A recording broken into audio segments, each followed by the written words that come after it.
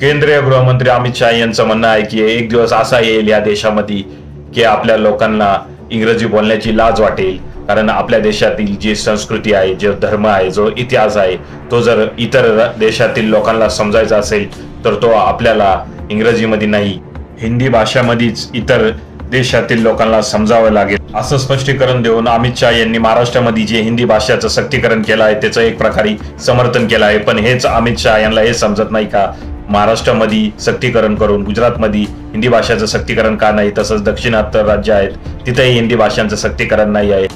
अमित शाह यांचं हे बोलणं म्हणजे मूर्खपणाचंच लक्षण आहे। आता भारतामधील किती तर पालक असे आहेत जे आपल्या मुलांना CBSE ICSE बोर्डमध्ये टाकतात जिथे इंग्रजी भाषांना प्राधान्य देतात। त्यामुळे भारतातील लोकांना एक दिवस इंग्रजी बोलण्याची लाज वाटेल। हा दिवस कधी उगवेल? मला तर असं वाटतंय 100 वर्षांनी कदाचित तो दिवस उगवेल आणि त्यावेळेस अमित शाह ही तो दिवस बघायला नसतील आणि आपणही नसाल। काय वाटतं याबद्दल कमेंट करा।